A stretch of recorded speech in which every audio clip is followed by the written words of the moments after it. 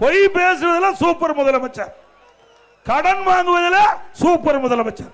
இந்தியாவிலேயே போன ஆண்டு இந்தியாவில் பல மாநிலம் இருக்குது, அதுல போன ஆண்டு கடன் வாங்குவதில் முதல் மாநிலம் தமிழ்நாடு.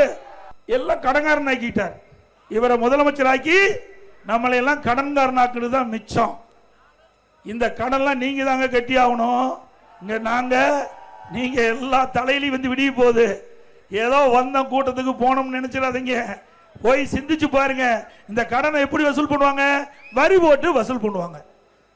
இப்ப மின் கட்டணம் உயர்ந்தாச்சு, 67% மின் கட்டணம் உயர்ந்தாச்சு. இந்த பணத்தை இப்படி திருப்பி இருக்கிறது. அதே போல இன்றைக்கு வீட்டு வரி நகராட்சியில் 100% வீட்டு வரி, ஆண்டுக்கு 6% உயர்வு. போன வருஷம் 100% போட்டாங்க, இந்த வருஷம் 6% கூட்டி 106% வசூல் பண்றாங்க. கடைக்கு 150% வரி உயர்வு. இந்த ஆண்டு 9% உயர்த்தி 159% வரி உயர்ல வசூல் பண்றாங்க. குடிநீர் வரி உயர்வு போதாதுக்கு குப்பைக்கு வரி போட்டாங்க.